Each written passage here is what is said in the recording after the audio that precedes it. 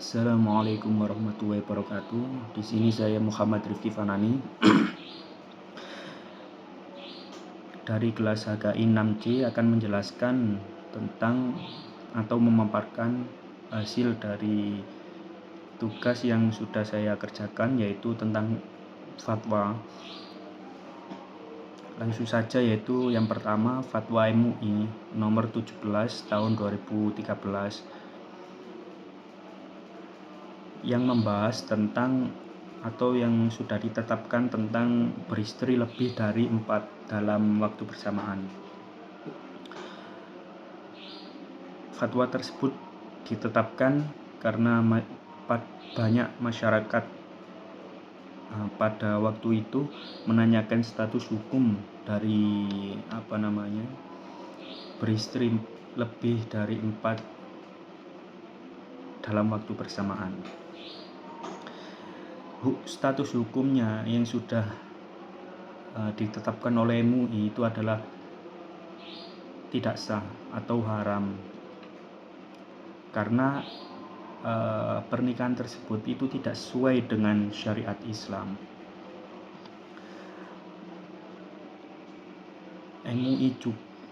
MUI sendiri menetapkan fatwa tersebut merujuk pada dalil-dalil Al-Quran, As-Sunnah, Ijma' dan pendapat para fuqaha.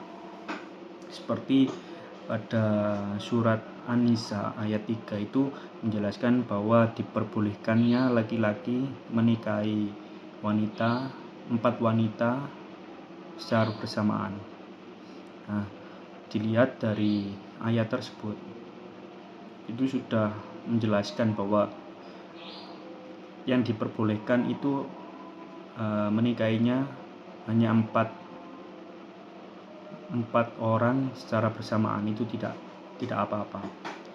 Tapi jika misal menikah lebih dari 4 atau 5 dan seterusnya, itu hukumnya haram, tidak boleh, tidak sah pernikahannya.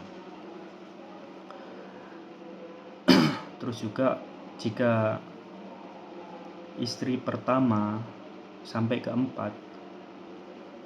pernikahannya melalui syariat Islam, ketentuan yang sudah ditetapkan, itu hukumnya sah. Akan tapi jika istri kelima dan seterusnya itu tidak sah, meskipun sudah digauli, itu hukumnya tidak sah, karena banyak dampak negatif dari pernikahan tersebut. Maka dari itu fatwa MUI menetapkan bahwa beristri lebih dari 4 dalam waktu bersamaan tidak boleh, tidak sah. Terus juga di sini saya menggunakan teori tashihi yang dimana kasus tersebut dikoreksi, dibenarkan atas kebijakan publik yang tidak sejalan dengan hukum Islam. Terus juga suami yang sudah menikahi istri lebih dari 4 juga harus wajib tidak mengulangi perbuatannya itu lagi, dan wanita yang kelima dan seterusnya itu harus dipisahkan, harus pisah, dikarenakan memang tidak sejalan dengan syariat Islam. Dalam perkembangan hukum Islam, hukum keluarga Islam sampai saat ini, memang beristri lebih dari 4 dalam waktu bersamaan itu tidak boleh. Sudah ada aturan yang ditetapkan dan ketentuan-ketentuan syariat Islam yang sudah ditetapkan.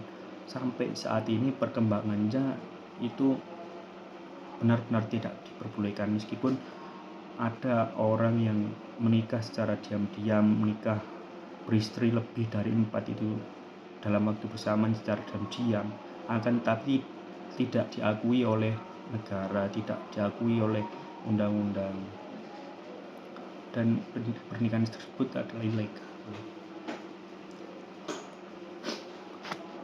Terus selanjutnya yaitu tentang keputusan Muktamar NU pada tanggal 17 sampai 20 November 1997. Itu membahas tentang nikah mut'ah.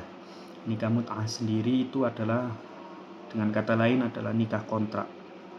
Nikah kontrak bahwa nikah tersebut adalah tidak boleh dan tidak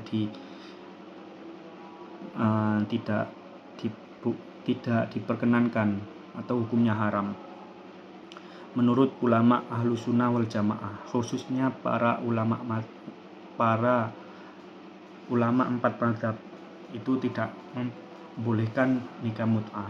Akan tapi yang saya pelajari, yang saya baca-baca, itu diperbolehkan dalam mazhab Syiah. Karena kan dengan alasan mereka itu berlandaskan Al-Quran dan meyakini mendukung pernikahan sementara. Terus di sini juga para Ahlus Sunnah wal Jamaah itu, para ulama-ulama Ahlus Sunnah, terus ulama empat mazhab juga, itu merujuk pada dalil-dalil Al-Quran, hadis, ijma' dan pendapat para fuqaha.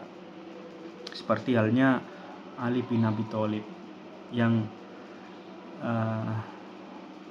merujuk kepada Rasul secara jelas menegaskan bahwa nikah mut'ah itu adalah dilarang.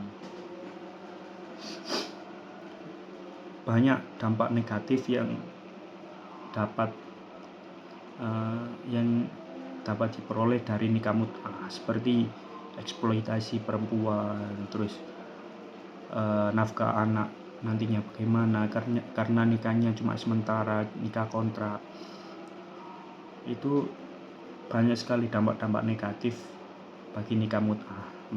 Maka dari itu keputusan Muktamar NU tidak membolehkan nikah mut'ah, dan hukumnya itu tidak sah, hukumnya itu haram.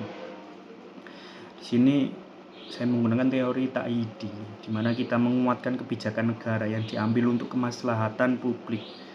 Dan dengan adanya hasil muktamar ini, pernikahan dalam Islam harus dilakukan dengan tujuan untuk agar keluarga bisa harmonis dan bisa sampai masa depan, anak-anaknya bisa harmonis sampai masa depan,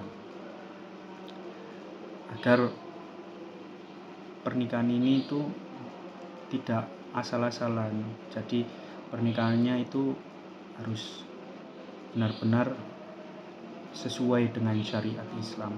Terus selanjutnya yaitu membahas tentang nikah antara dua orang berlainan agama di Indonesia. Maksudnya itu di sini keputusan Muktamar NU ke-28 pada tanggal 25 sampai 28 November 1989 pada waktu tahun itu menjelaskan tentang nikah antara dua orang berlainan agama, beda agama. Di sini status hukumnya yaitu haram karena